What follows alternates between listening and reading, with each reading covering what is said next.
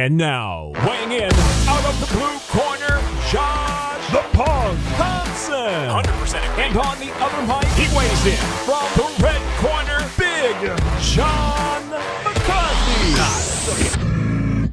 Here we go. It is Wednesday, May 4th, one day before Thursday, May 5th, Cinco de Mayo. I have got my Cinco de Mayo shirt on. Joshua, I see that you have that fantastic-looking shirt on. And it is the last day for anybody out there wanting to partake in this extraordinary shirt. Your last day to get this shirt is today. Get on the phone, order, get on your computer, order, do all those things that will make you so happy that you can actually have a shirt that Josh and I wear. On the Weighing In podcast, we are ready to talk about some of the upcoming fights. We have got a week of awesome fights coming up. We have them Thursday, Friday, Saturday, and Friday is definitely going to be the best one, but that's okay. We'll talk about that later. How you doing, brother? I'm doing good. Make sure you guys get that 20% discount with your promo code weighing in at prowrestlingtees.com/weighing in. Use the promo code weighing in. Get you another 20% off if you guys do that. Yeah. Am I right? You are right, brother. Is the promo code weighing in? No. Promo code is... And still, I just wanted to see if our producer here was paying attention because I said promo code weighing in. He was looking lost again. One of the biggest complaints I have with Podcast Dave, sometimes he's in La La Land. I shouldn't have to focus on what you're saying. I'm focused too. Oh, dude, hold on. Let's just be honest. You better be fucking focused on every word we're saying. That is your job. That's right.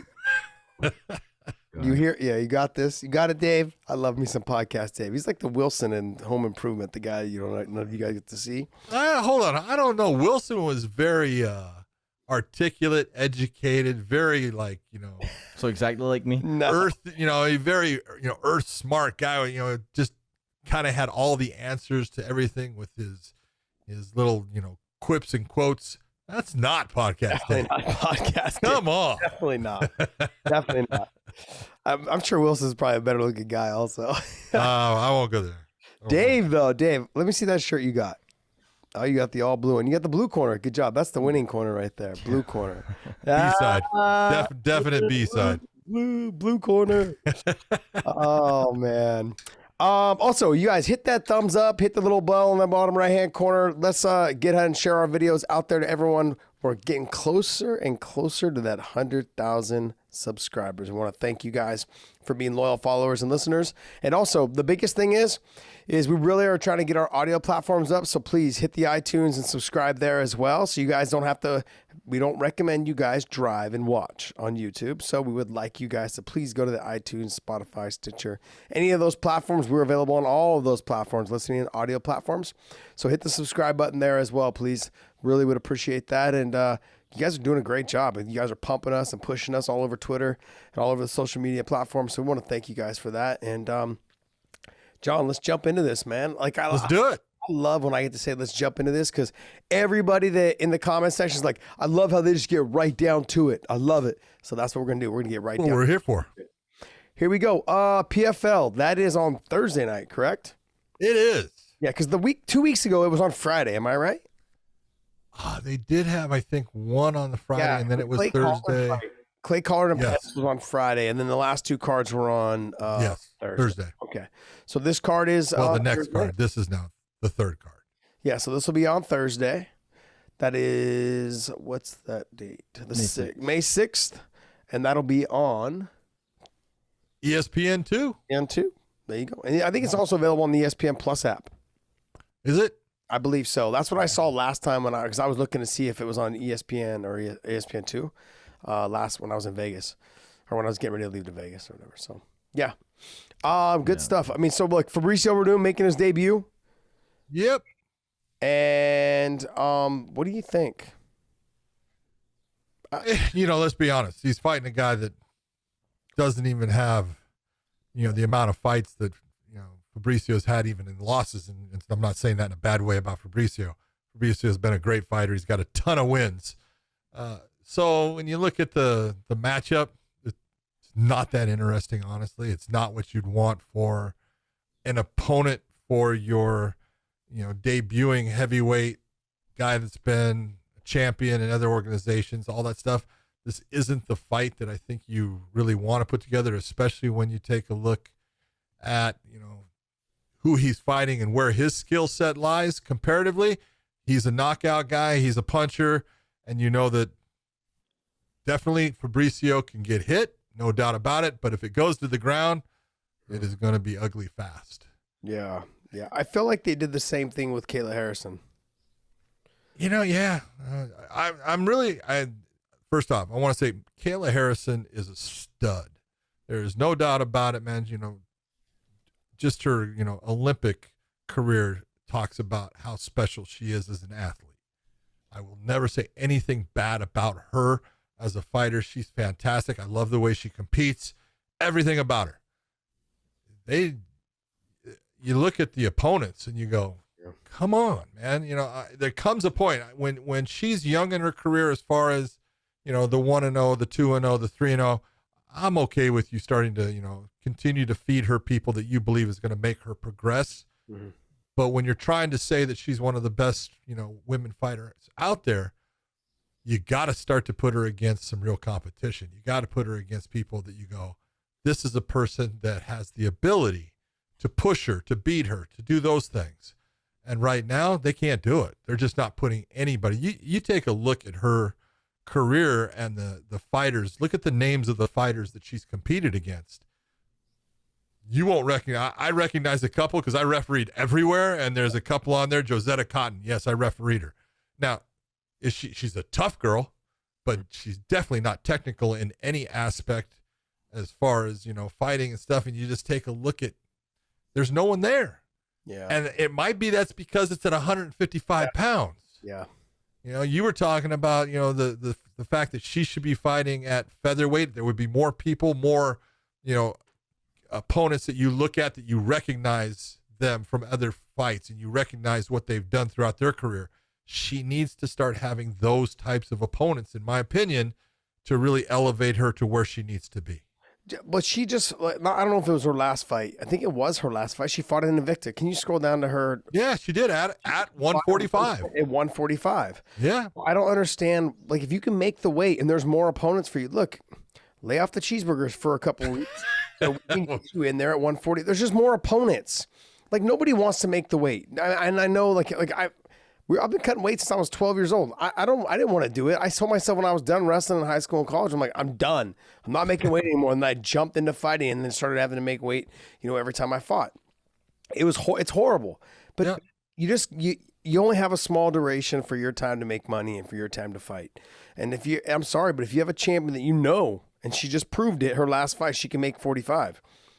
Just, you're going to have more talent. Look, the division for, even in the UFC at 145, it's weak.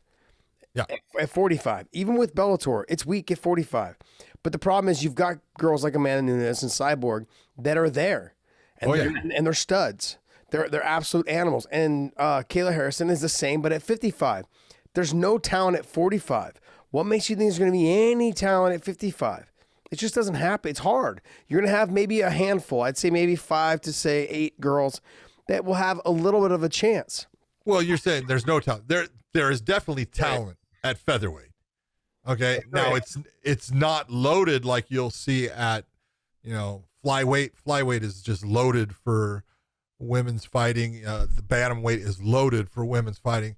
The featherweight doesn't have as many, but there are people out there that are definitely great fighters that could definitely give Kayla a run or push her to that point that just makes her better. That's what I'm looking at. Right now, she hasn't fought anybody that you could look at and go, that's a person that can push her. That's a person that's going to make her a better fighter down the road. It's just not there. Yeah, I think if I was to say, and I'm just saying this, I'm speaking out loud, Felicia Spencer would be great if she's not. Be a great opponent. Yeah, great opponent. Megan Anderson, okay, would be a great opponent as well if she didn't come over to. I don't know what they're doing with that 45-pound division in the UFC, but they've got a couple girls locked up that can't make 45. So what are they going to do? What are they going to do with that division? Now, Dana came out and said that he's like, as long as Amanda wants to stay at 45, we'll just keep trying to find her opponents. The problem is, though, is that like you can't ask the girls that are at 35 to keep coming up to fight and get smashed and then go back down to 35, and then they're further out of the equation of getting a title shot at 35. So they're ruining themselves also in both areas. You know, for a title shot at 145, where Amanda's, I think, even more dangerous because she doesn't have to worry about the weight cut. Yeah. You know, and she may have conditioning going into the 4th and 5th. You know, the kind of the person that I think, I don't know where she's at in her career is Jermaine Duran to me. Like, I don't know where she's at in terms of, you know, if she's going to stay in the UFC, if she's going to keep fighting in the UFC. Is it, you know, is she going to be at 35 or is she going to be at 45? You know, that kind of thing. I'm not trying to bring up any speculation. She is getting a little bit older. She's 37. If she was going to try to find an opportunity to bounce out and try and go somewhere and make a lot of money, it would probably be maybe to the PFL or to Bellator, you know, if she was thinking about possibly trying to cut out. You know, it's that kind of that age bracket of like, I know I'm good. I could probably get out now and still make a little bit of money, you know, knowing that there's fights out there for me to have, whether it's with Kayla Harrison or whether it's with Cyborg and whoever else is available. I'm just saying the girls got to start, the females, they need to start thinking, a little bit like how the men do. Okay, where can I go? Like Anthony Pettis, where can I go now? Eddie Alvarez, where can I go now to make the most amount of money towards the end of my career? I'm just thinking out loud. Just me personally. The one thing about, you know, GDR is she's been fighting at bantamweight, really. Yeah. She was at featherweight and she dropped down into bantamweight. So, I mean, I'm just looking in there are people out there at 145 that I could look at and say, all right, that's a person that the PFL can really bring in and put against Kayla. I'm just not seeing the ones, you know, so far. That it's my only problem with them fighting her where she's at is there's no doubt about the fight. Let's just look at it that way. Okay. I have no doubt Kayla Harrison's going to win this fight. So when you have that, and it's not because they're so dominant, it's not that, she's in that, Ronda Rousey phase at one point or Cyborg phase at one point or Amanda Nunes now where you're having a hard time finding someone for him, or Shevchenko. You're looking and going, it's not because she's so dominant in her ability over the other fighters, in her division. There just aren't those fighters in the division. There's nobody that you can bring that's good into her division right now that you say they can challenge her, and it's not because she is that one that's just sitting so far up above with all of this, experience and everything. She needs more experience. I just don't see it in that weight class. I don't know. Got it. It's a bad complaint, I guess. No, it's not. There's just not enough talent. That's it. There's talented fighters. There's not a big enough talent pool to pull from for her to compete against. And it's just because she's at 155. And it's a shame because she's fantastic. Like I said, I'm not trying to put anything on her. She is a stud. I'm going to put a little bit on her, John. Go ahead. A little bit on her. She needs to be at 45. Yeah, I agree with you. Yeah, that's it. And now that we know you can make the weight, do it. That's it. You did it. Yeah, you did it. You proved proved to everyone you could do it. And I know you probably don't want to do it again, but guess what? Like she's probably making pretty good money. I've heard some. I'm sure. I've heard she's making pretty good money. Yeah. And so, if that is the case, then I think that she should try to get at 45, and then she'd have more options to fight some of the higher talented. I don't want to say talented. Just there'd be more options to fight. There would be more experience as far as the fighters that she could face that could elevate her game. They're going to push her. You need to be pushed. Got it. All right. Well, and then I heard Kamaru Usman, his oldest brother, is fighting. Yes, sir. Mohammed Usman. He's actually good. I've watched him before. Mm-hmm. He's a tough dude. So, what is he? I've never seen him fight. What, is he a wrestler also, or not really? Doesn't fight the same way as well. I don't know. Kamaru's now turning into a stand-up guy. So, he's a bruiser. He's tough. He's super strong. He's big and heavy. He's built very similar to Kamaru, just bigger. Kamaru is put together but just size-wise, I'd say he's probably about 6'1", 6'2", somewhere in there. But he's just got more meat on him. He's a big, heavy, strong guy. And he's got, I want to say he lost somewhere around his 4th or 5th fight. I can't remember. But he's good, man, and he's tough, and he wins by knockout a lot. A lot of them are, he ends up, hitting a guy, knocking him down, getting on top, and pounding him out. But he's a tough dude. You can tell he's got some power because he's either winning by TKO or KO or Kimura. Yep. Yeah, so Kimura's strong. Grabs the arm, it's like, you just tell him to take it home with me. That's good. Obviously there's something in the water in that household. They raise some tough people. Yeah, whatever's working. That's it. What else? Scroll down. So I've always wanted, because this is the girl that was supposed to fight in that tournament. I think she was supposed to be scheduled against Janae Harding. She's from New Zealand. Janae Fabian. Is it Jenna? I think it's Jenna. I think it's how you pronounce it. But she's from New Zealand. She's got pretty good kickboxing. She was out at AKA Thailand for a while, but then she was like, she was at what's it called, CSA here in California as well, training up there with those guys. I think his name's Kieran up there. Kieran, yeah. So she was up there for a while, for a couple of years. I think she was there for about 2-3 years. She was in the tournament last time before COVID hit. And then she ended up missing weight and didn't get to go to the finals. So I think she was supposed to fight Kayla Harrison in the semifinals, and she ended up not making weight. So something happened. She had to go to the hospital or something like that for not making weight. But she didn't make 155? No. Oh. She's tall. I want to say she's 6 foot, maybe. 5'11". Okay, 5'11". Yeah, she's tall. And then there's this other guy that used to train at AK on. I didn't see him. Big Titty Willis. He's on there. Justin Willis. Yeah, he's on there as well. I haven't seen that dude in a long time. Yeah, he had a fall-in, I think, with the UFC is what they were talking about. So then he's fighting Dennis. I don't know how you say his last name. Goldslav. Yeah. I made a mistake that when you said Kieran, it's not Kieran. It's Fitzsimmons. It's Kieran Fitzsimmons, I think. Yeah. Something like that. Yeah. I mean, I guess we'll see. I mean, like, this card is Thursday night and ESPN 2, and it'll be on at 7:00? Main card starts at 7:00. All right. Well, hey, let's see if we can get this thing going. 7:00 Pacific time? Yep. Eastern time? Eastern. Sorry, my bad. 7:00 Eastern time. Right there. 7 p.m. Got it. Yep. Eastern time. We'll see if Werdum comes in shape. That will be a question. That's the thing. His career has been up and down based off of whether he comes in shape. Whether he's worried about his opponent. It's weird, isn't it? Yeah. That's strange. When he is locked in and believes that this is a tough fight, and he trains hard, he's a hard person, man.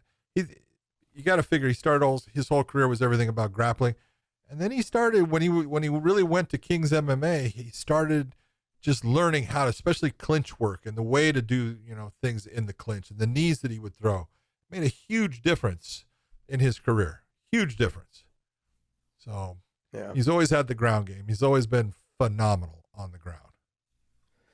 Yeah, I hope he doesn't take this lightly, because those are the kind of the moments that he sometimes has problems.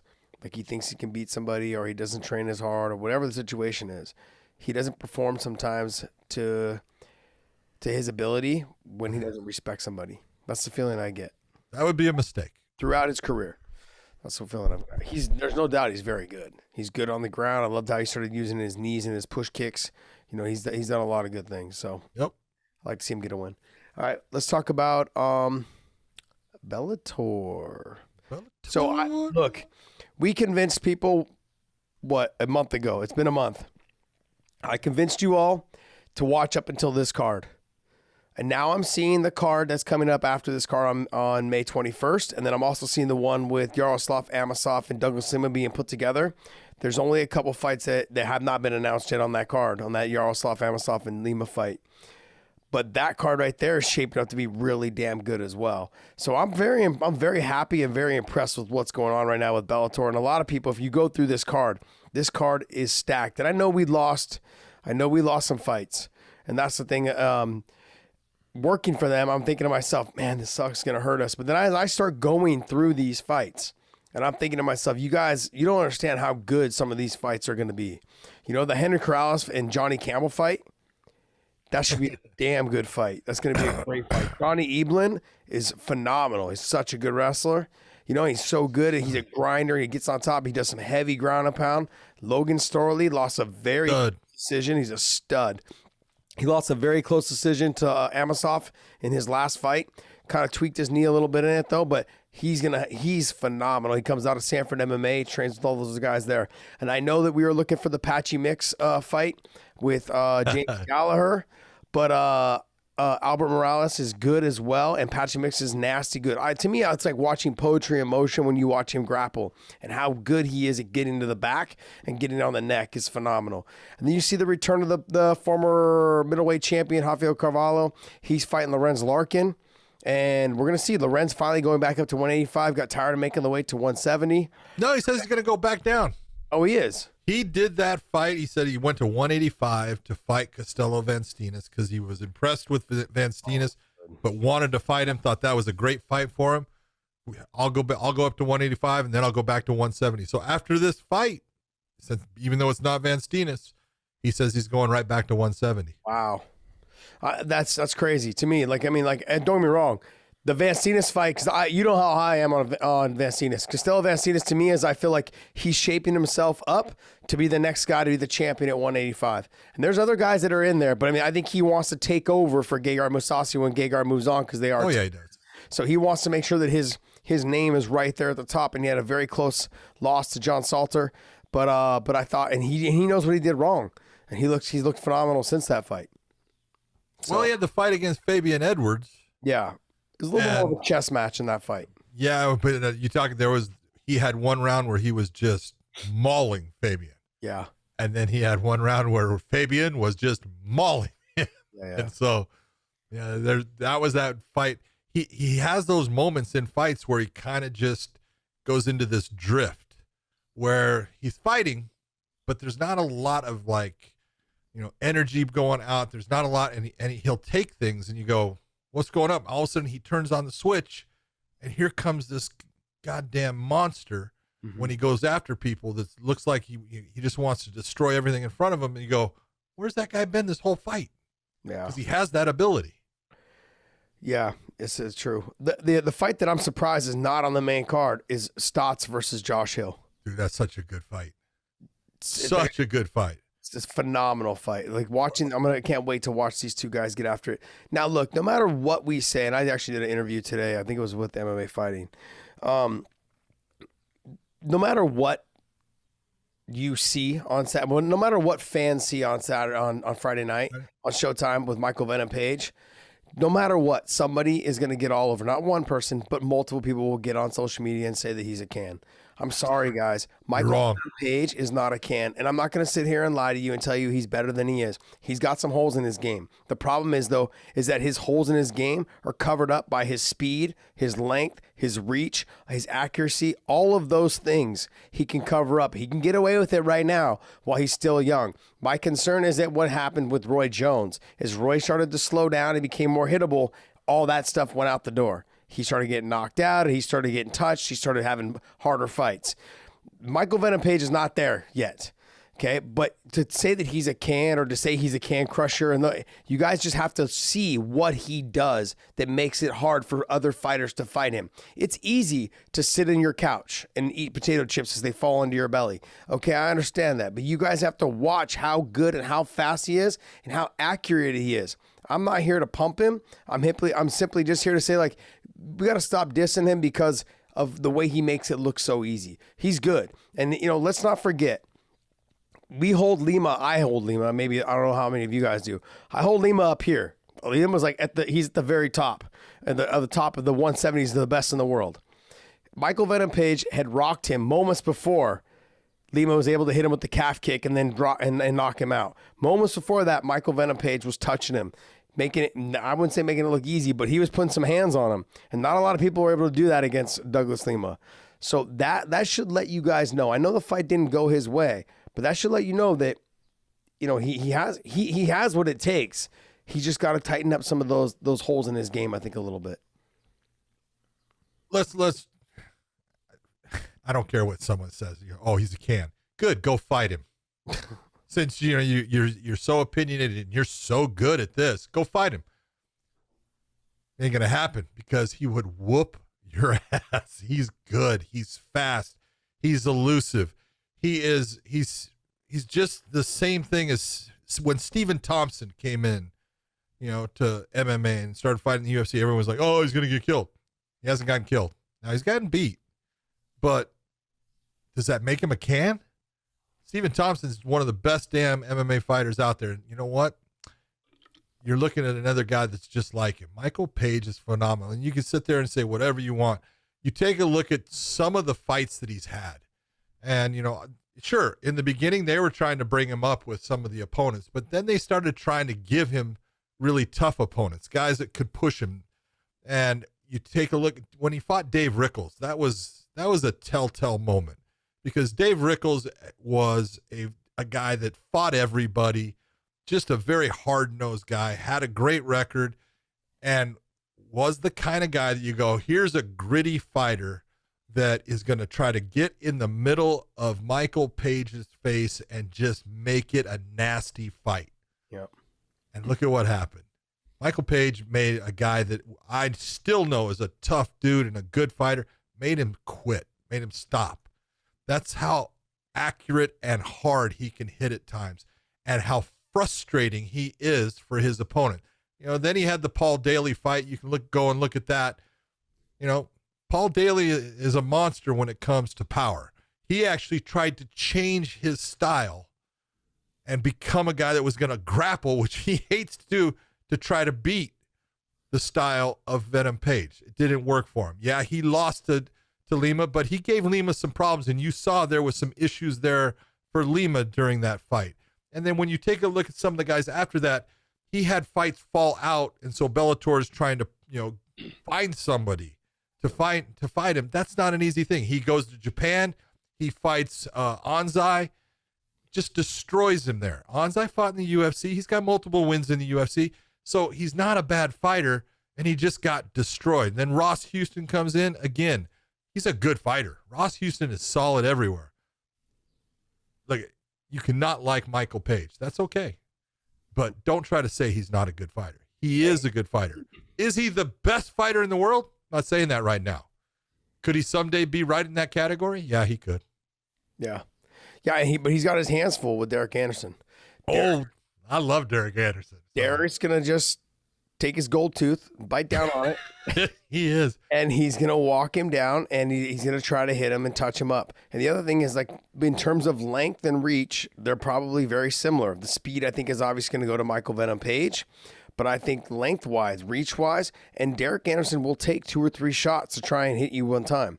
Page is longer. He's taller. Yeah. And the one thing that Derek Anderson has is exactly what you say. I always say Derek Anderson is your, prototypical Navy SEAL applicant. He's a surfer from California who's just too tough for his own good. He says, "Oh, we're supposed to climb that? No problem. Let's climb it." He'll do whatever. He is just balls tough, and he will bite down. He has had big time wars with big power guys that he's come out on top. You take a look at his record and the people he has lost to, and Derek Anderson is a stud. That dude is just a complete fighter, man. Tough dude. He lost to Brent Primus. That was a split decision, and a lot of people, including me, I thought he won it. He lost to Marcin Held. He got caught in a triangle choke, and then he lost to Derek Campos in a unanimous decision that he just didn't fight well, and he said I didn't even train for it, so that was a mistake on his part. But other than that, he's a stud. He's tough. If you can beat Derek Anderson, you are beating a bad dude. Yeah, he's gritty and tough. Like you said, he's that surfer boy from he is. I love him, man. Yeah, he just wants to prove everyone wrong. He just likes to fight. Seems like he just likes to fight. It's going to be a good fight, though. So both of them, Michael Venom Page is 6'3", Derek Anderson 6 foot. I don't know which one has the reach advantage, but I would imagine it's Venom Page.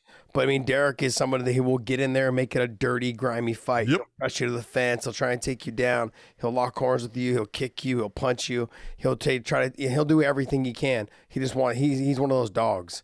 Yeah. So the fact that fight should be a good fight as well. And then the fight I've been waiting for the longest because of all the trash talk is Patricio and Peter Queally.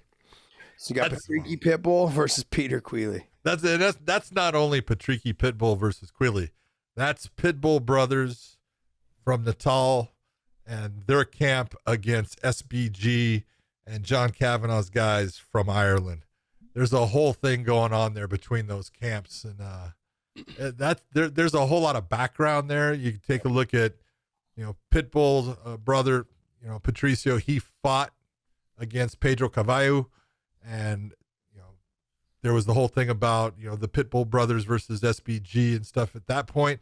And their fighters, they wanted Leandro Higo to fight Gallagher or Brian Moore. They had all these things going. So there's been a lot of talk, a lot of things going back and forth. Peter Queally is the real deal. Peter Queally is a tough dude. We've all seen Patricio. He's a tough dude. Someone's going to sleep. Yeah, that's the way I look at it. Yeah, I think Peter's going to stay on the outside, stick and move, use the kicks. And Patricio's going to just do what he does. He's going to plot right in the middle and let the fight come to him. And he's going to try to touch you with his power in his hands, with his dogs. And unfortunately, I've been on the receiving end of those punches, and they don't feel very well. Or at least you actually don't really feel them because they're usually waking you up. But he's got some power, man. And so we'll see. I think the long layoff, I want to see how he performs after the long layoff. The one thing is he's different than his brother. His brother will utilize more wrestling. His brother will do everything. Patricio's not known for that. Patricio, don't get me wrong, he's pretty good on the ground. He's strong on the ground. He's physically strong like his brother, but he's not as versed on the ground as his brother. So it'd be interesting to see how this fight happens, if Peter's going to try to take him down at all, try to wear him out, try to slow him down, any of those things I'd like to know. So we'll see. They have one common opponent in Ryan Scope. Ryan Scope. And Patricio, I called that fight. I had Patricio slightly winning. It was close though, very slightly though. I had him winning. I wasn't going to be mad if it went the other way. Well, it was because you had the first round was definitely Patricio's. The second round is the one that you can look at. I thought Patricio got it, but Scope was coming on in it. Yeah. And then the third round, Scope was handing it to him. Yep. And it really depends on how much weight you put into that first round, because I believe Patricio dropped Scope in the first round. Yeah. With a nice shot. Boom, dropped him. Just sat him to his butt real quick. Patricio was able to, try to touch him up a little bit more. But then go to the Queally fight against Scope. Yeah. Yeah, that was just Queally was dominating the fight in the whole first round. Came out at the beginning of the second round, and then Scope hit him with a kick right to the face, dropped him right on the chin, hit him right to the chin, sat him to his butt. Scope beat him up for another minute, 32 minutes. Couldn't put him away. Peter Queally survived, got to the top position, or was able to get back to his feet, and just dropped him and put him away. Finished. Gutsy performance when you think about it. And I honestly think, and I could be wrong, but a lot of it had to do not only with just who he is as a person and a fighter, but all those fans that he was in front of. He goes, I am not losing in front of these people. Yeah. This will not happen. It was crazy. He had everyone there. It was James was on the card. Let's see, and then Connor was actually there watching live in the arena. So I think there was a lot of pressure. There were guys that were there, and it was, but good stuff. That fight has a lot of excitement. Like you said, they've been trying to get the Higo and James Gallagher fight forever. So that's another fight they've been trying to get in that whole SBG Pitbull Jim rivalry, though. And then we've got Anthony Johnson fighting, what do you call him? Gugu? Gugu. Jose Augusto Azevedo Barros. There's too many names there, dude. I'm going to call him Augusto. This whole card, I'm going to call him Augusto. Just call him Gugu. Call him Gugu. That's his nickname. He's tough, John. He's tough. But is he tough enough, you think, to get through AJ? I'll tell you what. He's had 9 fights. I've probably watched 7 of them. Mm-hmm. I watched his losses. I watched a bunch of his wins. When he started fighting, Josh, he was one of those guys, technically, just did everything wrong. Everything. You just watched him. You go, what are you doing? Because he wasn't taught. He wasn't taught right. On the controls. But he was tough. You could see that he was a tough guy. He just, he wasn't able to deal with guys in Brazil and some of the ground game that was going on and stuff, but he would take all this abuse trying to get himself back to his feet, and he would work really hard. Ever since that he has gone to people that could teach him how to fight. He's been now with the Pitbull brothers since somewhere around 2018 he went in there, and since that time he hasn't lost. Now it's not only is he a tough fighter, he's a tough dude. Is he a good fighter? Technically he's a good fighter now. He has learned how to fight. He's got good technique. He's a good kickboxer. His kicks are long, they're fast, his hands are good, but he's going against Anthony Johnson too. So all he has to do is make one mistake and let one of those missiles touch the wrong spot, and anybody can be put out. But he is a good fighter, and if you're looking for a guy that said he's got nothing to lose in this is the perfect opportunity for him. Is he can go in there, just let it go. Because if he loses to Anthony Johnson, what are people going to say? Oh, he lost to Anthony Johnson. It's not like, oh man, I can't believe you lost that fight. There's no pressure on him. All the pressure is going to be on Anthony. All of it. Coming out of retirement, coming back into, all this stuff, and I'm hearing how good he looks, but all the pressure is definitely going to be on him. So this is a great fight for, Augusto. Yeah, I think what it is, though, as well, is that no one knows what Anthony's really going to look like when the cage door shuts. No. 4 years away, like, you may train as hard as you want, but you've got to get back to that fight pace, that in-fight pace. Look, you think you train hard in the gym, but when you get into the cage, it's a different pace. It's not. You can never match the pace in the gym that you're going to match in the cage when you're that night you're fighting. It just doesn't. It doesn't happen. So if Augusto or Gugu, whatever you want to call him, if he comes out and tries to get real grimy with AJ right off the bat, starts pressuring him to the fence, tries to take him down, tries to elbow him, knee him, clinch him, wear on tired, and make him more tired. Let's remember, this is a 5-round fight. Right. So if he can get him past those 2 rounds and that potential adrenaline dump for AJ, we'll see. Obviously I'm friends with AJ, so I'm going to lean that way. But and you can't count him out. I don't care if he's been away for 4 years. No. Not with that power. He's got a beautiful right hand to the switch head kick, or he throws the left hook to the switch head kick. He mixes it up real well. He goes right hand, straight jab to the switch head kick. He's good. He's fast. He's explosive. He is hard to take down, no matter how easy it looked like DC made it look to take him down. He's hard to take down. I want to say he was an NAIA national champ. AJ was. I recall. I'm thinking maybe even a 2-time, but I think it was for sure 1, and then maybe lost in the finals. It was one of those things. But he wrestled a lot. He wrestled in college, and I believe he's the NAIA national champ. So, anyways, he's got plenty of wrestling. I know when we're talking about wrestling pedigrees, though, you guys, there's levels like there is to everything, and everything. You know what I mean? But you got to look at. Here's one of the things that's a huge problem for him. Augusto fought basically 1 month ago. Yeah. He's been in the cage recently. That helps. Where, like you're saying, Anthony hasn't. Yeah. It's been a long time, close to 4 years. So we'll see what happens with that. Or is it actually even more than 4 years? It's 4 years and 1 month. Yeah, 4 years and 1 month. My God. So, stepping in there, and as you say, new promotion, all the different pressures that are on him. I'm not saying Anthony can't handle him, but he's got the added pressure in this fight comparative to his opponent. Yeah, the pressure is key.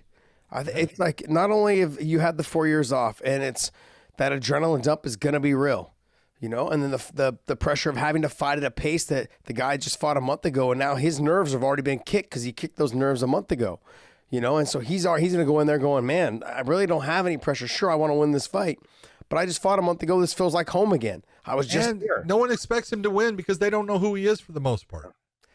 Yeah, it'd be weird to see it. If he wins, it'd be just like everyone would just be in shock. These are those moments that you got to seize. I'm really surprised that Anglikas didn't take the fight. Oh my! I couldn't believe it. I'm like, what are you waiting for? You're 30 years old. And you just fought 2 weeks ago. You're in shape. You didn't take any damage. You dominated the fight. I don't understand. You have a potential to win $1 million on top of your purse. From what I understand, there was a potential of him making more. They were going to up his purse because he was being in the tournament. Yeah. He was going to be put into the tournament against AJ. So I don't understand that. These type of opportunities don't come. Who cares? One loss, you're right back where you were anyways. I didn't get it. A loss to AJ was not going to drop him at all. Yeah. If that occurred, and look, it's very possible he could have won. Yeah, I like to, because you just fought, and like you said, the nerves are gone. They're already gone. And I want to remind people, this is how DC got his start. He was an alternate in that tournament, in that heavyweight Strike Force tournament, Strike Force. Heavyweight Grand Prix, baby. Called him because someone got hurt, and then he went in there and stepped in and fought Bigfoot Silva, got the knockout, and the rest is history. And these type of moments is what helps shape your career. You got to seize these moments, man. You got to take those chances, and you got to do it. Got to believe. Yeah, well, not only that, but I mean, expect the money was going to be increased, and they have the potential to make $1 million. So sometimes guys look and they get to this thing about they want to have this great record, and I don't want to take the chance of a loss. And you look, you go, you're not getting it, man. You're not understanding it. Especially in MMA. One of the things that I used to love about Pride was their whole thing about they didn't care if you won or lost. Yep. They cared that you fought your ass off. If you fought your ass off and you lost, you were coming back. They were going to have you.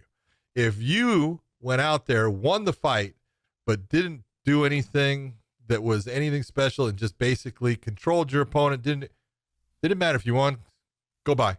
Yeah. You know, we don't need that. We want someone that's going to put it on the line. And that's really, I think that's been a hallmark of MMA compared to boxing is your record. Yeah, it means something. I'm not saying it doesn't, but it's who you fought and how you performed against them that is the real, book on who you are as a fighter and what your worth is. Yeah, every time I fought there in the rules, like we had a rules meeting, and they always said, if you fight hard, we'll always have you back. They would tell you that. If you fight hard, you make this exciting, you fight hard, we'll always have you back. I was like, all right, well, hello. I mean, well, hello. It just made you feel comfortable. It made you feel comfortable knowing that you could, whether you won or lost, you fought your ass off and you fought and you made it. You try to make it as exciting as possible, that you knew that they'd probably have you back. And that was important. So, I don't know where did we get off on that? Oh man. Talking about people not taking opportunities, man. Yeah. I just missed opportunities. I looked at the DC thing and his career was shaped. That's what blew DC up. Yeah. Well, I mean, like with Anglickas, I want to remind people, let's just say he beats AJ, not only just that catapults you into kind of being like a star, you're fighting for the title next. Your next fight is against Nemkov. You're fighting for the title. Yeah. I don't get it. And then you're defending the title in the finals if you beat him. So then now it's like you're making that title money on top of the potential of winning the $1 million. It could have changed your life and your career. I go back to the Paul Buenatello thing. He was offered the Fedor fight, didn't take it, and fucking just I never heard from him again. I mean, I see him around, of course, town because he lives here, but no, done. Career was pretty much done. Lost his next fight, he lost his next fight anyways, and then he was gone. Strike Force was like, okay, we're done with you. We needed you at a time to do something. We needed you to fight Fedor. Step up. Come on. Why would you not? Well, what happened was Affliction ruined it, because Affliction, he saw what Andrei Arlovsky made. I think Andrei made like $700,000 or something like that. And Scott told, I think like Coker was telling him, yeah, Affliction's out of business. Like, that's why I'm not paying you $700,000. I'll pay you this much money to fight Fedor, but I'm not paying you that. Man, if I could tell you the stories off of Affliction and the things that went on and the money spent, and I was offered that position. I was offered the position to be president of Affliction Fighting, and I was like, can't do it. You're not going to be around, man. You're spending too much money. Yeah. They were, I mean, it was, you talk about people saying, if they want fighters to make more money, bring back Affliction. They were putting out some big money. But if you as a promotion can't survive, well, then only a few fighters get to benefit for a very short amount of time. It sounds like Triller. No, be careful, man. There's people out there that are in trouble because Triller's got that $100 million lawsuit. And now they're telling people, I'll tell you, we'll give you a month. We will give you a month to give us $50 or we're coming after you. Interesting. Well, you don't believe it? No, I don't. I don't. But I thought they did so well in their pay-per-view buys that why would they do that? Hold on. You know, just 1.4 or 1 point whatever it was. bullshit. Yes, John. You're on the same page. For once, I can say I agree with Dana White. What did Dana White say something about the pay-per-views on Triller? There's no damn way those guys did 1.4 million views. Okay, so the I feel like now that Yoel Romero is out, it's bringing more spotlight to the Juan Archuleta and Sergio Pettis fight. Because before, everyone thought the Yoel and Anthony Johnson fight was the main event. This title fight is the main event. And this fight is going to be a barn burner. Oh, this is a good fight. It's going to come down to styles. It's going to come down to Pettis taking the center of the cage, waiting for Juan to kind of make his approach, and he's going to try to counter him and strike him and land with the punches and kick on the way out. But is he going to lose rounds by letting Juan dance around on the outside, touch him up, and potentially try to take him down by trying to counter strike? That's going to be, I think, the moment. If Pettis can walk him down and make him fight in an uncomfortable position and take shitty shots, he might have a chance. But can he stay? Can he keep Juan off of his legs? If Juan takes him down, I think Juan can dominate the fight from the top position. Yeah, Juan's going to be very tough if he gets in the top position. Not that Pettis has got very good jiu-jitsu, but he doesn't want to be underneath Juan. That's not a good place for him to be. The one thing I love about Juan is Juan will give up position to make you pay for the loss that he's getting of the position. Meaning he will separate to land shots. He will actually move himself out of a grounded position to land something as you're getting up. I love the fact that he will do those things. Mm. The real thing with this fight, when I look at it, is who's the fighter that can dictate the pace of this fight. Pettis fights at a good pace when he's in control, and he likes to be very calculated in what he does. Archuleta likes to really push that pace, push things on you, make you fight fast, make you have to deal with all of this movement and everything that he does, and the fact that he's making you guess as far as, is he going to wrestle? Is he going to strike? You know, is he going for that knee tap, or is the right hand coming over the top? He does all these different things, which makes you more tense in the fight, which makes you burn more energy in the fight. And right now he's fighting very well. The big difference, you know, you look at that, and I look at the fact that Archuleta has fought much bigger people overall in his career, where Pettis has fought faster, smaller guys.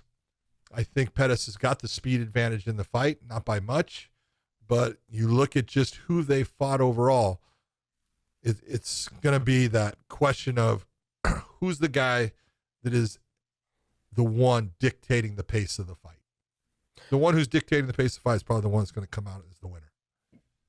Yeah, if Juan can fight him at the pace and control that pace like he did against Patchy Mix, I think he wins the fight. Yep. If he doesn't fight at that type of pace, I think he loses the fight. That's my point. Yeah.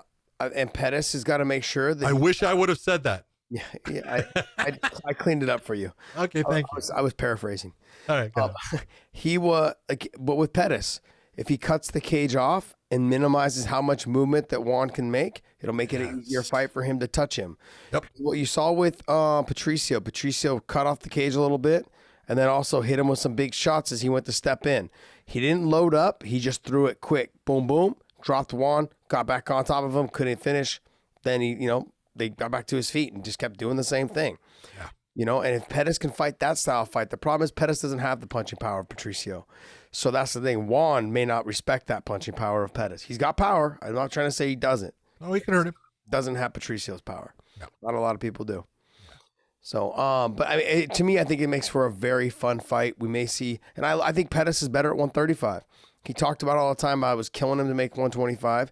He hated it. He's not a big guy, but he also left the UFC because they didn't know what they were doing with the weight class. They didn't want him to go up to 35. They wanted him to stay at 25 because they said he was too small. There was a lot of things that happened where they kind of were forcing him to stay at that weight class, and he didn't want to be there anymore. He wanted to stay at 40.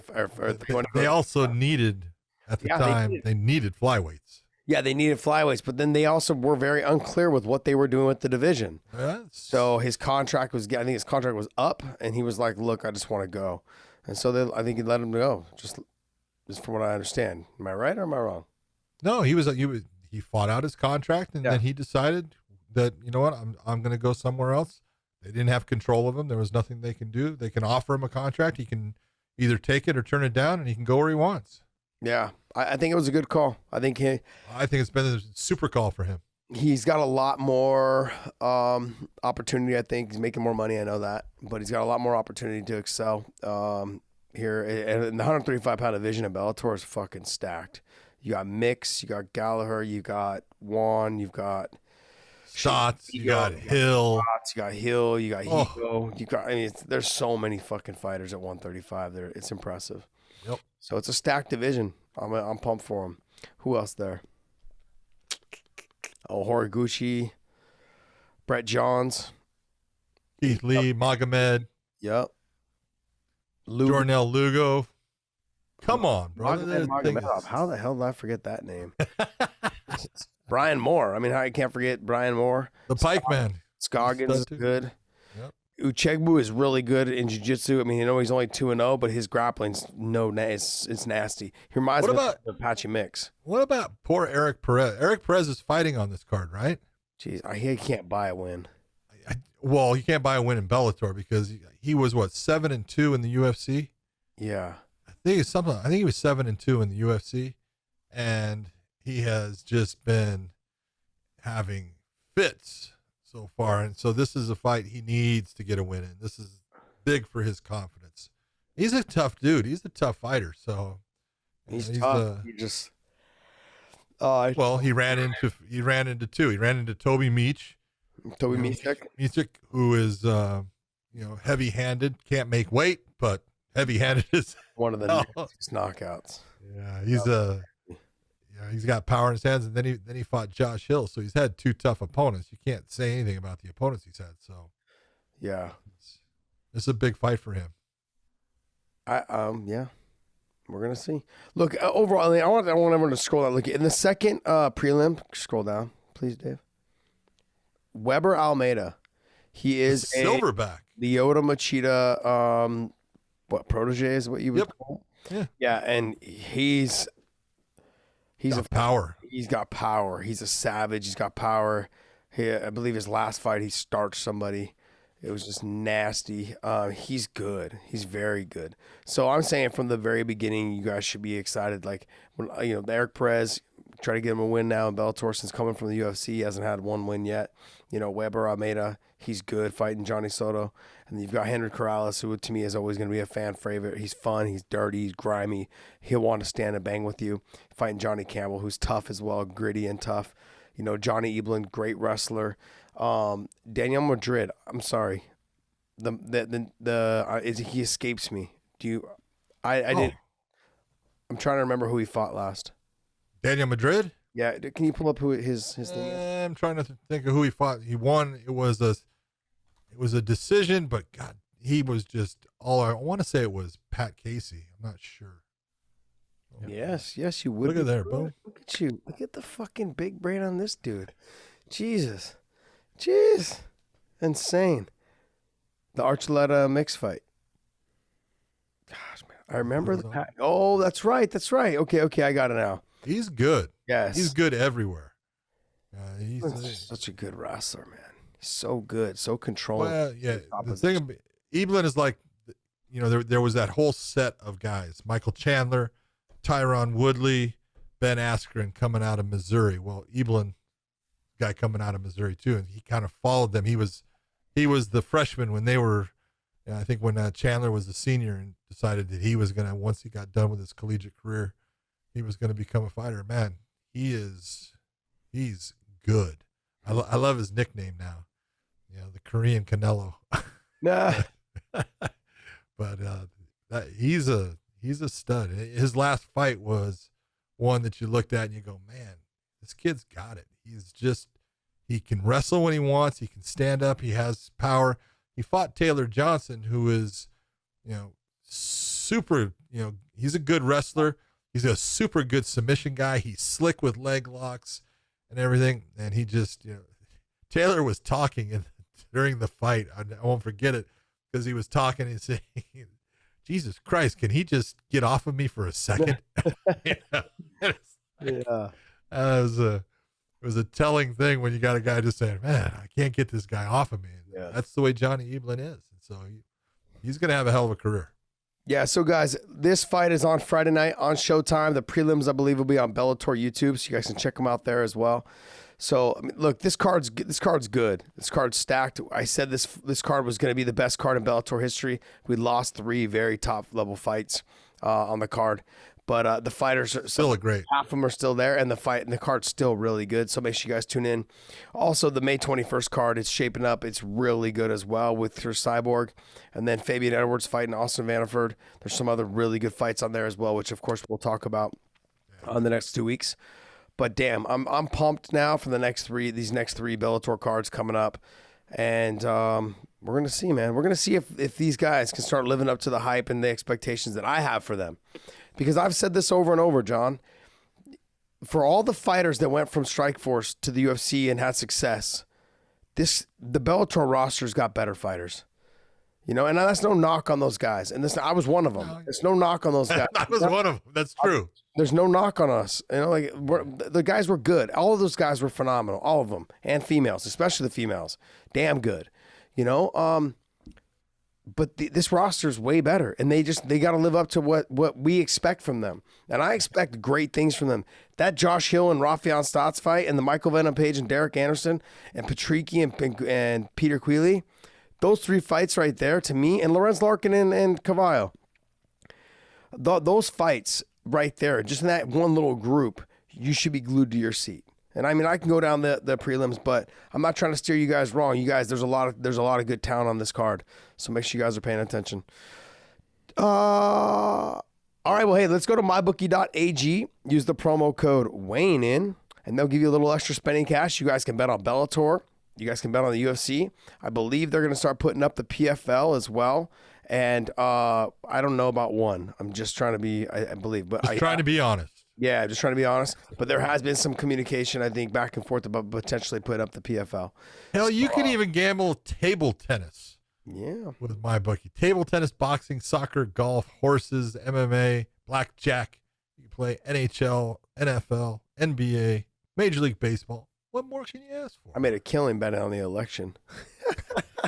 They have election stats in there, too. I was betting on that shit. Did they? Jesus. Yeah. Yeah, because I lost all my money betting on fighting, so I had to make it back somehow. So go to mybookie.ag, use the promo code WayneIn, and they'll give you a little extra cash on your first initial sign up. And have at it, man. You can thank us later. Also, when you guys go to YouTube and all of our audio platforms, hit that subscribe button and the thumbs up as well on the YouTube. Hit the subscribe button on all of our platforms so you guys can listen to us on the car. Now the traffic is starting to pick back up, especially in the Bay Area. And you guys can listen to us in the car. I recommend you not watch us on YouTube while you're in the car. Please. Unless you can do this with your eyes. Yeah. If you can make your eyes go in different directions, it's okay. Go ahead. Dave can do that. Podcast Dave. Yeah, so hit that subscribe button. We're on iTunes, Stitcher, SoundCloud, Google Play, Spotify. We're on all of those platforms as well. Hit the audio platform there. We're also going to reach out to Spotify and see if we can get included into that video platform. So Podcast Dave and I have been talking about that. So we're going to reach out to them and see if we can be included into their video platform as well. So make sure you guys hit that subscribe button on the Spotify and iTunes and all the other platforms there for audio. All right, thank you guys. And I want to say thumbs up. Hit thumbs up. Dave, what you got for us? UFC on Saturday night is now Marina Rodriguez and Michelle Watterson. Okay. I love me some Michelle Watterson. I'm sorry. She's a sweetheart. I love that. Her personality and the relationship she has with her husband and her daughter, it's hilarious. Like, her and her husband have these videos they do on Instagram, and it's so funny. She was like trying to show him how to twerk the other day, and like he did it, and then she ran like a fart noise when he did it. It's fucking awesome. It was so classic. It was cool, man. So good stuff, man. She's awesome. The card kind of fell apart a little bit. You lost Diego and Donald. You lost the main event with TJ Dillashaw and who was Corey he? Sandhagen. Corey Sandhagen. And so, you've got look, it's what's going on right now. This is it's just part of fighting, especially if you're going to put on all these cards. You're going to have fights fall out. It just happens. Sometimes it's the fighter doing it. Sometimes it's the medical staff pulling them. There's reasons that, things happen, and you just got to move on from there. Yeah, that Neil Magny and Jeff Neal fight should be good. That's a really good fight. Yep, and then the Diego Ferreira fight versus Gregor Gillespie. That's a really good fight. And then obviously Hebus and Angela Hill. That should be a good fight. So you have those 3 fights in the middle there that I think are going to be very good. Yeah. And the Phil Hawes versus Kyle Dawkins, that should be a pretty good fight.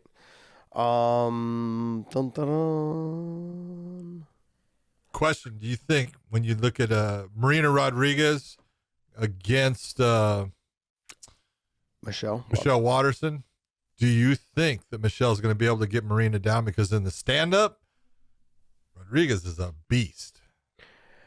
Yeah, Michelle's got a really good double leg to that outside trip that she likes to do. Mm-hmm. That's good. She can also try to throw you from the body lock, but she leaves herself out of position sometimes when she does that. But I think Michelle is obviously, the faster fighter. I don't know if that's going to play a factor on her getting in on the takedown. But I believe Michelle's a little bit smaller than her, though, like height-wise. Oh, yes. Yeah, so what, 2, big 3 difference. Is that a big difference? Yeah, big difference. And she's 5'7". Oh, wow. That's okay. So 5'2" and 5'7"? 5'3" and 5'3". It's like me and Dave. I'm like 5'3" and Dave's like 5'7". Yeah, in your Toms, buddy. You're 6'1" in your Toms. In your Toms. Oh, your Toms. Whatever, you're wearing women's shoes. Oh, geez. He's the only guy I've ever seen wear Toms with a collared shirt and then Adidas jeans. Like how embarrassing. Adidas jeans? Or Adidas sweatpants. It was embarrassed to go out and get coffee with him one time. I was like, comfort. God, I can't believe comfort. Comfort. It's all about comfort, Dave. Don't worry about the critics. Yeah, I know. I don't know why Josh is trying to show up looking. Just all keep. dressed up and Just do you. I don't know if you should be recommending that though. I should be recommending that. So what do you know about Alex Morano? I know a lot. I did his fights. Alex Morano is just a workhorse, tough guy. He's actually got a very good ground game. Then I look at I think Donald Cerrone's got one of the most underrated ground games in MMA. He's outstanding on the ground. So I'm not going to say that Morano is better. I don't think he's better than Donald on the ground, but he is good. So he can match up with Donald fairly well on the ground. He's going to be in Donald's face. He is not going to back down from him at all.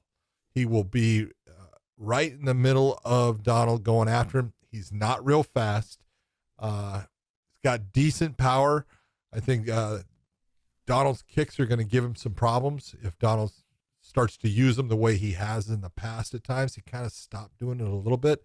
So we'll see which Donald Cerrone comes out. But, this is not going to be an easy fight for Donald, especially right now in his career where it's at. This is a good fight for him.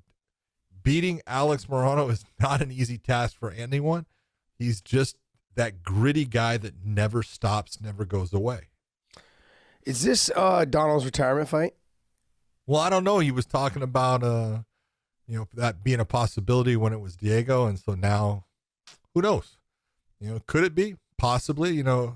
If it is, again, love to see it.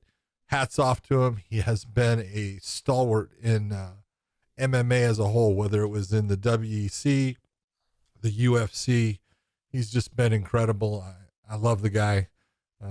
He's exactly what you want to see, as far as a fighter. He's the guy that he does it all crazy, but fights his ass off. When he wins, he does it with class, and when he loses, he does it with class too. Yes, very true. The word is more around is he's on a 5-fight or 4-fight lose streak with a no contest in there. So the word I'm reading online is it more if he loses, is he done?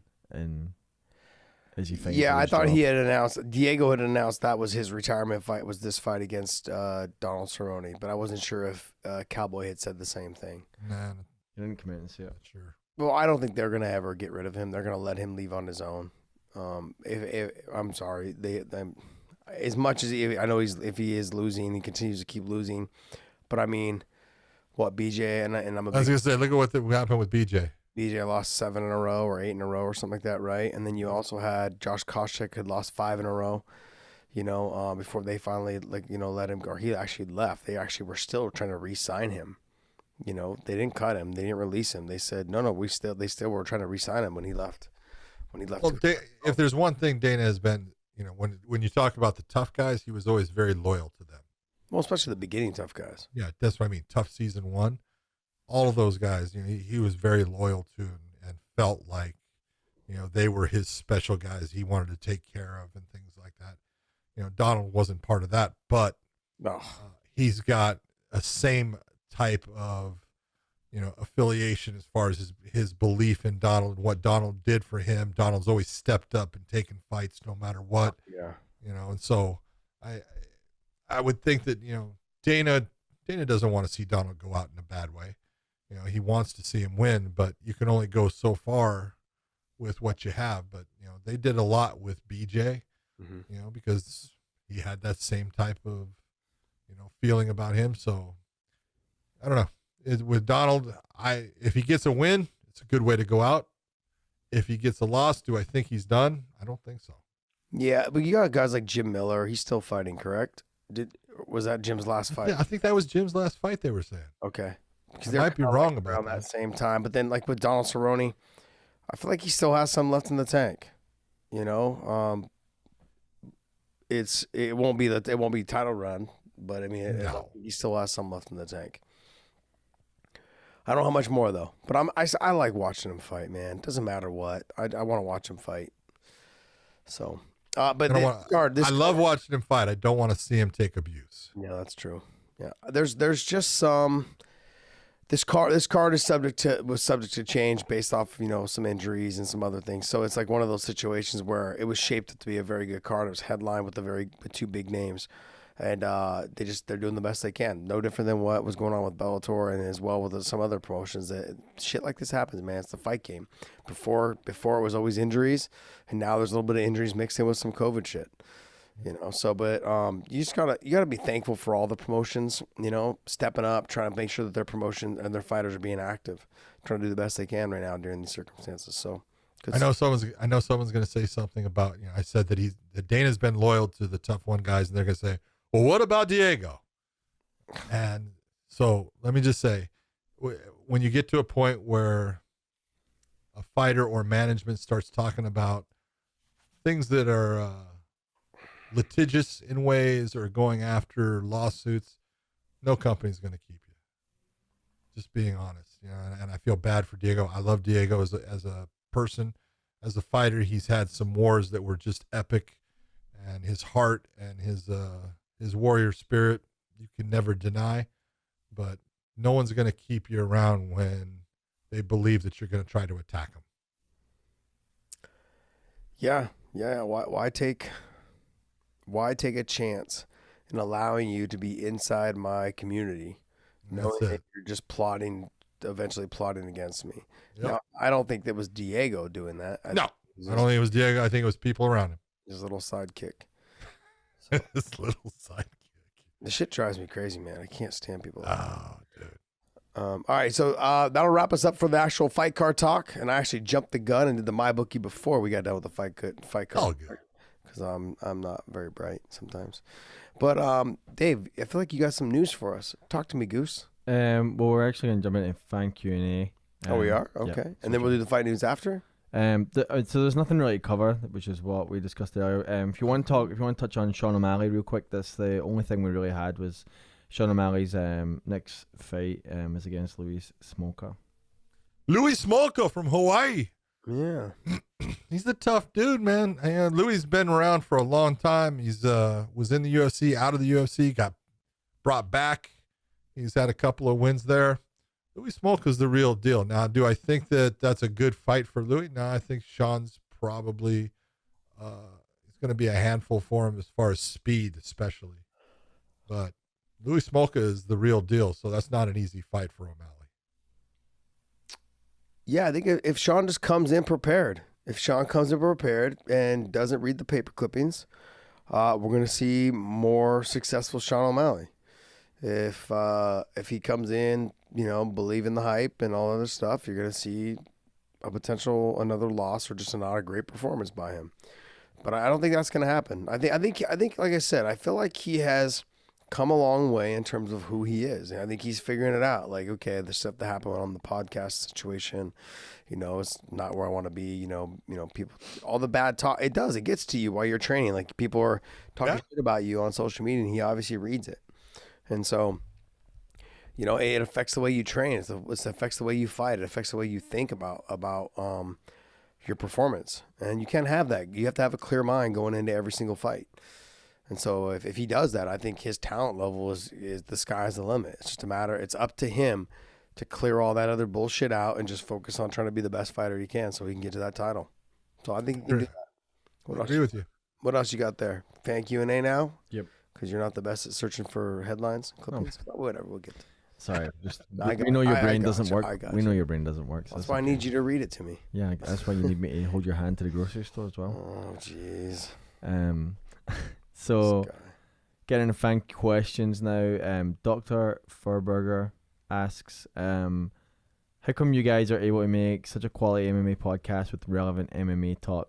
Tried listening to Believe Him You, and it was two dudes flirting, calling each other baby boy, and chatting about putting gas in a fucking car.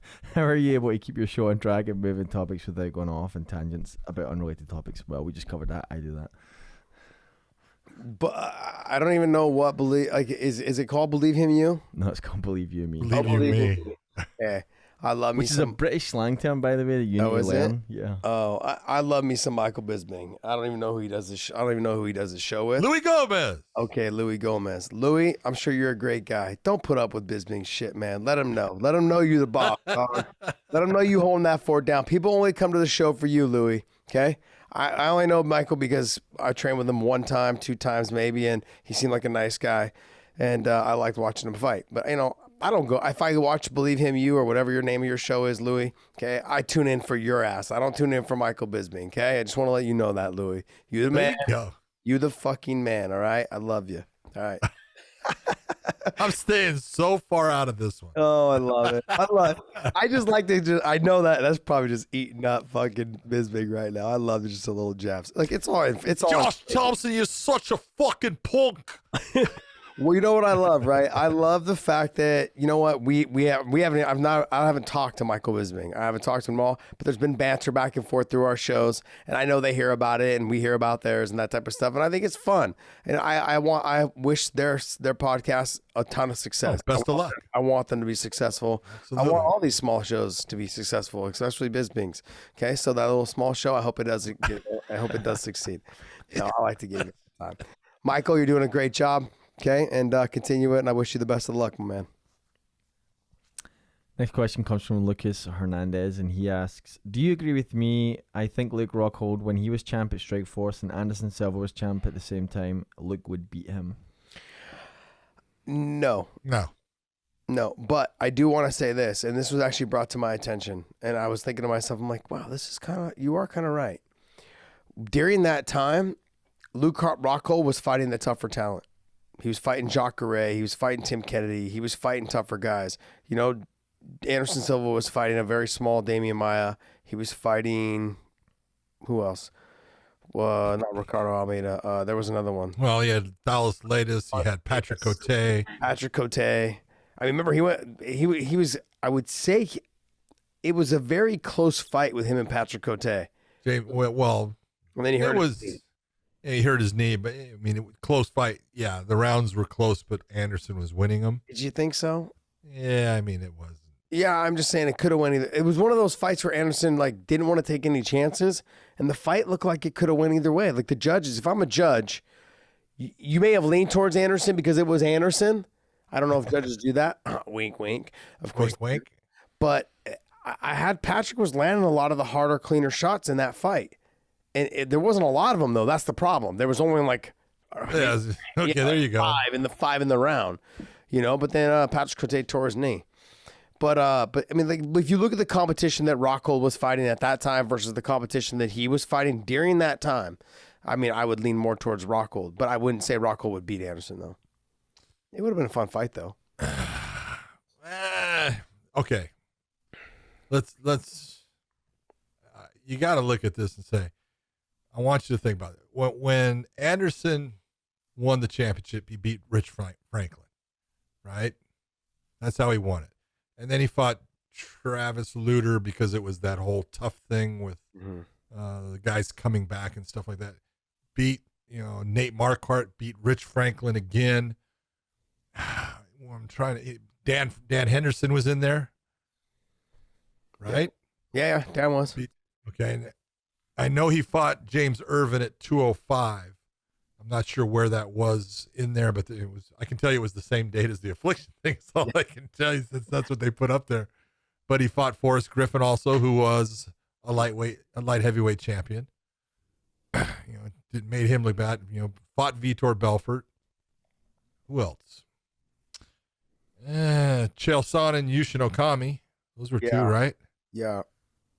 So I mean, but that was longer duration. Like by the time, yeah, that's a long duration. But I'm just saying, you take a look at the Dan Hendersons in there and stuff. And I'm not saying that Luke wasn't fighting good competition. He was, but Rich Franklin was good competition. Dan Henderson was good competition. Yeah.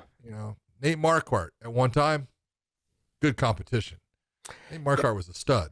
But I could also make the case that when Luke, he was the Strikeforce, we're talking about Strikeforce champ, but then he also came back and became the champ at 185. Or sorry, was it at 185? Well, he became the champ in the UFC. The UFC champ. So we could say that too. Like he beat the guy that beat Anderson twice. He did. Obviously, Anderson was older, so I'm not trying to knock on that. What I'm saying, like if we're talking about both guys in their prime, I look at what Luke was doing against guys like Jacare, Tim Kennedy, Keith Jardine. I will say it this way, and I'm being as honest as I can be with it. If Luke Rockhold tried to fight Anderson Silva in a stand-up fight, he was going to lose. Yes. Okay. If he was smart and took Anderson to the ground, Luke Rockhold could win that fight. Yep. Luke Rockhold could submit Anderson. He could catch him. So, I mean, if you're looking, both guys are great fighters. Anderson was special over a very long period of time, but Luke Rockhold was really, really talented. Yeah. And in specific areas, he's a better fighter. And people are going to sit there and say, well, but Anderson was a black belt in jiu-jitsu. Levels, people. There are levels to everything. And if you put them in a grappling competition, Luke Rockhold will eat Anderson Silva alive. Yes, he would. Just telling you. So, I mean, if he tried to win it on the feet, I'm going to say Anderson's going to beat him. He's going to end up making the mistake somewhere along the way, and he's going to get hurt. If he fights the fight in an area that's best for him, he gets into getting Anderson to the ground, he definitely can win that fight. Yeah, I agree. And during that time that Luke was making his run and his Strikeforce stuff, he wrestled a lot more. There was a lot more wrestling. And it wasn't until he started having a lot more success in the UFC with his stand-up that he fell in love with it. Don't get me wrong, he liked to stand in Strikeforce as well, but he utilized his grappling a lot more. Which made him more dangerous. Which made him a lot more harder to deal with. Yeah, because I've always said this. If Chael Sonnen had a fucking ounce of grappling, he would have beat Anderson Silva. If he had 1 ounce, like just give me one guard pass. Chael Sonnen, show me you can pass one. He didn't need a guard pass. Just don't let someone hook up a triangle. Come on. Give me a 3/4 mount. Give me something like that so that triangle is out of the equation. Jeez, buddy. Did you not see any of Anderson tapped Travis Lutter with the triangle? Did you not see that fight? Did you not see that fight, Chael Sonnen? Get out of the guard. Like just get into the half guard. Get into something like that. He had no answer for those positions. He could have done all the work from there. Damn it. Damn it. And Luke would have made sure that if Anderson would have got down, he would have been taken down. Luke would have dominated the top, the position from the ground for sure, no doubt. I'll give us another one there, podcast Dave. Liam Myth asks, both each in their respective prime, is Officer Big John able to arrest and detain an unlawful Josh? Love the show, guys. Hashtag and still. No, because he's slow. He can't catch me. He's running, huh? Damn. Why are you going to run, man? Because I know I'm faster than you. You ain't faster than my dog. Than your radio. Right? Exactly. You call for backup. My dad always told me, he's like, oh, dude, you can't outrun the radio. it's not that you can't outrun the cops that are chasing you. Oh, yeah. You can't outrun the radio, the one they call ahead. There's 5 cops ahead of you. They're going to cut you off. Yep. I'm like, yeah, I guess that's right. That's why I never ran from the cops. I'm like, what's the point? You're going to get me eventually. Yeah. First off, let's just look at it this way. I would never have to arrest Josh. No, because I actually speak to cops with respect. There you go. I'm Josh just is like, a good yes, person. sir, I don't have no, to worry sir. about him. Yes, sir. No, sir. And okay, give me my ticket. I'm on my way. I'll pay my fine. I'm out of here. That's it. Normally, the yes, sir, no, sir will get you out of a ticket if you use it properly. Just yes, sir, no, sir. Nope, I didn't mean to. Nope, didn't realize. I use that word a lot when I'm talking to a cop. I apologize. Yeah, I apologize. Sorry, I didn't realize I was speeding, and I apologize for that if I was. Now, if you really want to do well, just, when the officer stops you, just, do your thing of roll up your window or just crack it and say, why are you stopping me? Why? Do that. That's really good. That'll work for you. You'll get far. Turn your camera on and face it towards the cop. Sure, that'll help you. Anyway. People. Ruberang asks, if Yuri joined UFC 5 years ago, like when Dana first tried to sign him, where do you think he would be at right now? Who was that? Yuri, the guy who fought this weekend? Oh, Yuri. Oh, Yuri Prochaska. If he had signed when Dana first tried to sign him. Yep. Well, to sit there and say that Dana tried to sign him is just not true. Okay. So there's people in the UFC that are matchmakers that look and say, well, this is a guy that we'd like to bring in. And would he be as far? I do think that his ability to fight in Japan with Ryzen was a very good thing for Yuri. It was good because he fought top level talent. He fought guys that, were some of them every bit as good as some of the guys he's going to ever see in the UFC. It's just a matter of he didn't have the pressure of the eyeballs on him in the same fashion. He didn't have a lot of the elements that come with fighting in the UFC with media requirements and all of these different things that were there. So it was a good thing for him to get an understanding of who he was as a fighter, what he was successful in doing, how he liked to play fights out. He was able to do it in Ryzen against really good talent without having the same pressure on him. So that was a good thing for him. So I think he was better off doing it the way that he did it.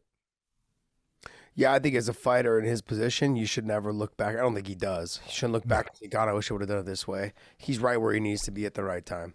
Right. I just want to remind people that all of his success and he's had 2 fights in UFC. Now he's fighting for the title. Michael Chandler, 1 fight from Bellator. Now he's fighting for the title. Why? Because they're the best in that division. Oh, because there's good fighters from all over the world that we've said from how, for how long on this podcast. Look, because someone's not in the UFC doesn't mean that they're not one of the top fighters in the world. This should be a reality check. I mean, he just knocked out Dominic Reyes, who fought a very good fight against. Who fought his last 2 fights were for the title. Yeah, we're for the title. And against the guy that was the title holder the first time, that guy went 5 rounds with him. Yeah. Right? Yeah. John Jones, that was a 5-round fight. And in the second one against Jan, what round did he get knocked out in? Second round or third round? I want to say it was the second when he lost the second, yeah. Second round. So second round with both. Yeah, Dominic Reyes got 3 losses in a row now. Oh, I know. But I'll tell you what, we were talking about Ryzen. The way that he fought in that fight, there was no loss, man. He fought his ass off. He got hit by a freaking spinning elbow from hell that would have knocked anybody out the way it hit him. He was fighting his ass off, and then he was losing. But, man, he had no quit in him. He was going for it the whole time. I don't recall Dominic Reyes being that fast. He was fast. He was fast. I've known Dominic since he was an amateur. Mm-hmm. He was fighting in what was called the U of MMA. That was a show that Jay Tan and Yuri Altavia would do in L.A. It was normally held at the Nokia Center down by Staples. And he had a lot of fights there. And almost all of his amateur fights were there. And in watching him, I was like, this kid's going to be good. He's fast. Yeah. He's a lot faster than people realize because he was really long and he was good everywhere. Joe Stevenson was the guy that was his coach, and Joe was very high on him and telling me, John, stand by. This guy's good. Yeah. So, where's he at now? Joe Daddy? No. Dominic Reyes. Who's he coaching? Who's with him now? Cage Combat Academy. Where is that? That was Victorville. Interesting. That's not Joe Daddy, is it? No, Joe's was Cobra Kai. Yeah. Anyways, look, I hope he comes back because that fight got me really interested in Dominic Reyes. I wasn't too high on him before. I was like, I thought he beat John Jones personally. I thought he beat him. Some people had it the other way. I had him beating John Jones. But my whole argument in the very beginning of this is why we talk about, if you guys are listening to our show, this is why we talk about other fighters and other promotions. Is, look, I'm not trying to be a fanboy for our own promotion with Bellator. I understand that I work for them, and I want full disclosure to let you guys know. I let you guys know when certain fighters in our own promotion don't live up to their hype, and they don't perform well. And I have to let you know because that's what we're here to do. We're here to make sure that, look, sure, I'm going to favor some of my guys in terms of that's my friend.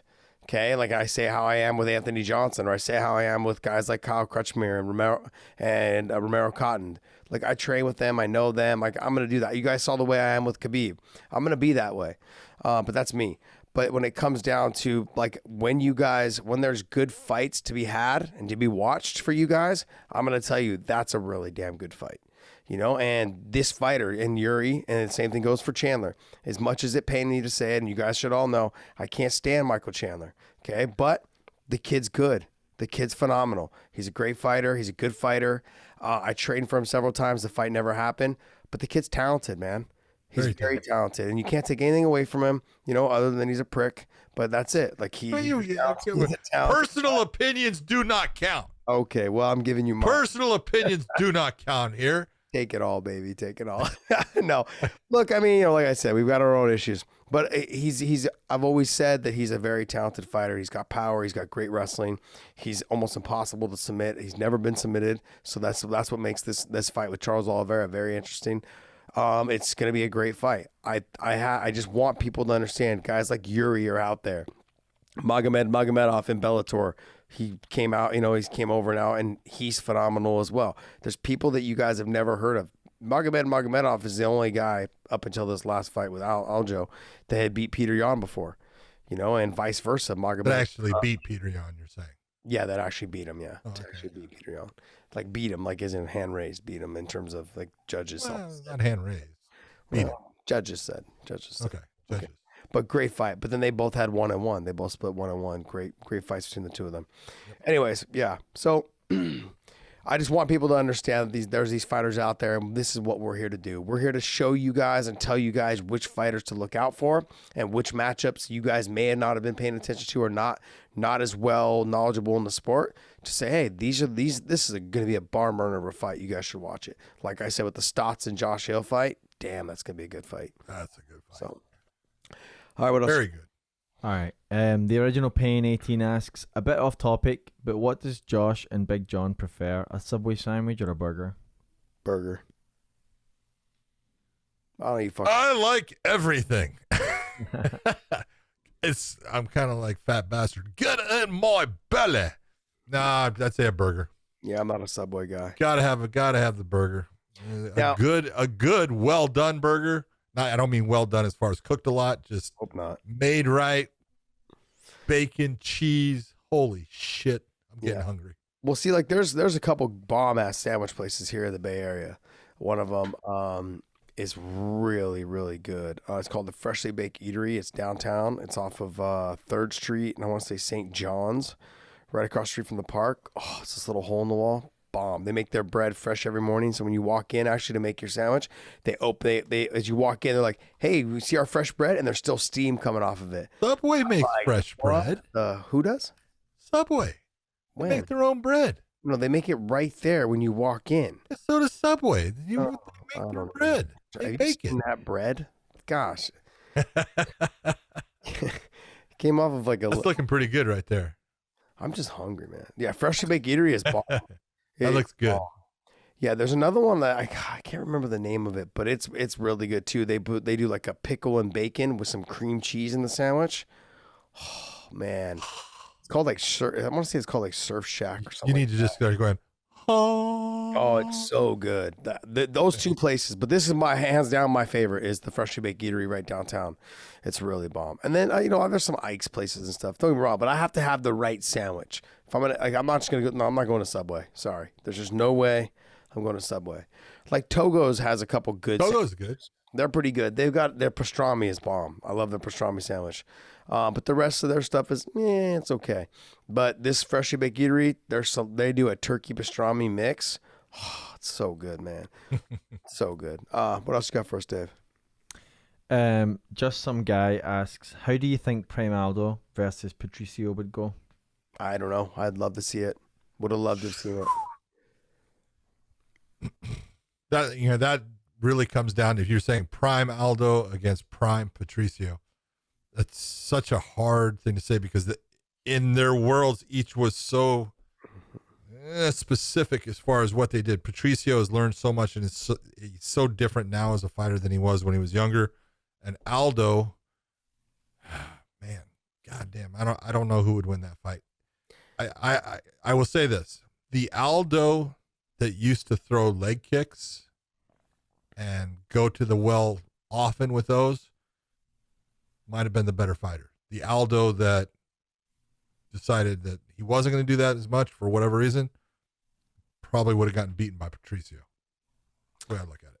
Yeah, I don't know, John. It's a tough one. It's a tough one because like you said, the Aldo that fought like guys like Chad Mendez when he spun around and hit him with the knee, like that Aldo, and then the Aldo that beat Uriah Faber would beat his leg to death.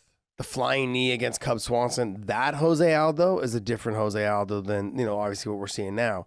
But I mean, that Jose Aldo, I still don't know because he left himself out of position a lot, and he also there was times when he fought people that you could tell he didn't do the work in the gym. Like he did the work technically, he just didn't do the cardio portion of it. When he fought Mark Hominick put a pace on him that you could tell that he was having a hard time with.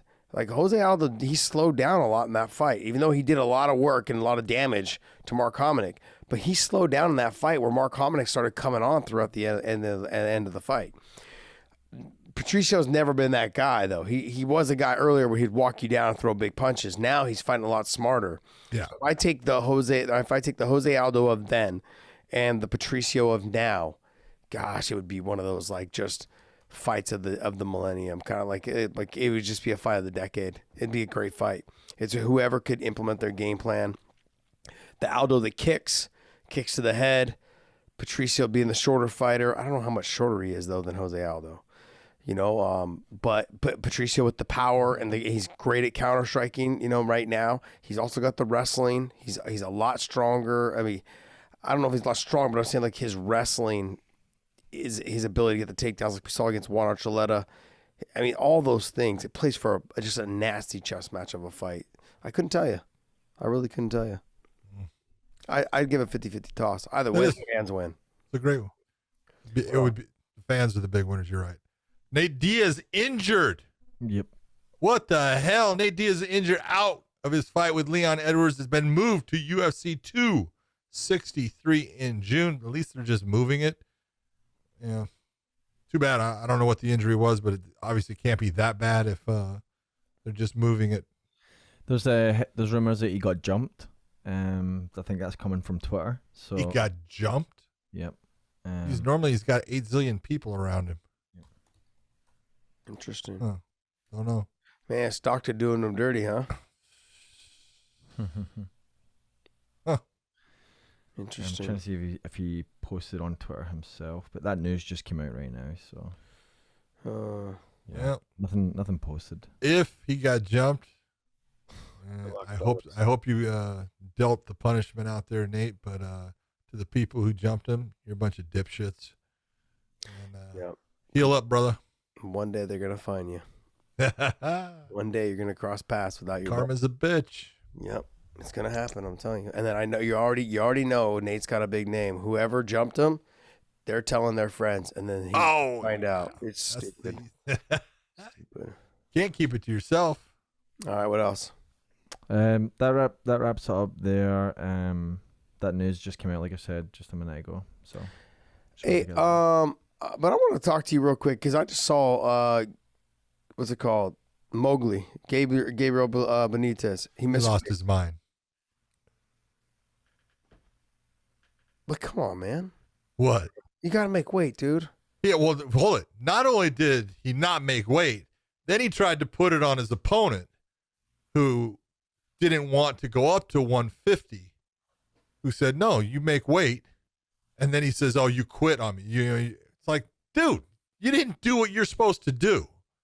You have, again, here it comes down to it. Here's your 3 things as a fighter. First thing is, you know what? Be on time. Don't make other people wait for your dead ass because they're as hungry, as busy, all those things. Be on time so you're not making other people wait on you. The second thing, make weight. You're the one that signed the contract. You sign a contract that says you're going to fight at 145. Don't come in at 150 and then start blaming other people. And the last thing is fight hard. Go out and do your job. Just fight hard. I'm not telling you to win. I'm not even saying you have to train, but go fight hard. People are paying their hard-earned money to watch you. That's what you get paid for. That's what they deserve. Go fight hard. Well, that was actually free, so they didn't have to pay for it. But people that are buying tickets, if they're buying tickets, if it's not COVID, they're paying their hard-earned money. I'm just frustrated because, like I gave him a lot of props on here. I was hoping to see him have a good fight, and you can't do that, man. It doesn't matter if you're my teammate or not, or if I have a lot of respect for Mowgli, but you got to make weight. That's 100%. You got to make weight. And I get on my friends as much, the guys that I've trained with as much as anybody. I mean, that's probably why they call me the punk. And that's the number one thing. Like you said, you signed the contract, you agree to that weight, you make the weight, and then you fight hard. That's what you have to do. You have 3 responsibilities. Do that. The other thing is, I read into what he was saying. He said that the other guy had agreed for 150, and then they did the face-off, and then he said no 150 anymore. So I don't know how did he agree to 150? I guess the UFC approached him saying, hey, he's not gonna be able to make weight, are you okay with 150? His opponent said yes, okay, I'm okay with 150. And then they did the presser or whatever on Wednesday, and then they did the face-off, and apparently after the face-off he's like, no, I don't agree to 150. So then I said, but that shouldn't have made a difference. You should have, 5 pounds, you have a whole day. You just got to suck it up if that was on Wednesday.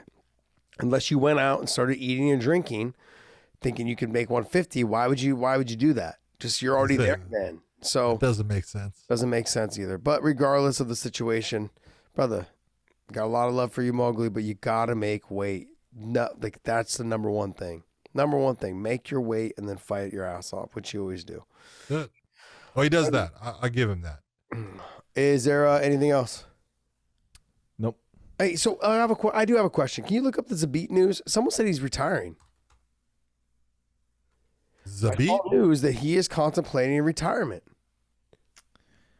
Let's really find a reliable source. Do you trust Zabit? Bloody Elbow? Yeah, but do you trust this? I don't know. Who are they? Bloody Elbow? Considering retirement after removal. Oh, no. He's not retiring. It's all about being removed from rankings and stuff again. So. Yeah, why did he get removed from rankings? Oh, don't ask me. It's because that's what promotions can do. Oh, man. Let me ask you one question. Yes. Did you do what I told you to do? Did you go and watch Kai's fight? No, I didn't. Damn it. Can you pull it up? My God. We're fucking here. Let's see if we can pull it up. Can you tell me more? You can't just watch it. Kai Kamaka Versus TJ Brown. What do you mean I can't watch it? That's what we're here. We're here right now.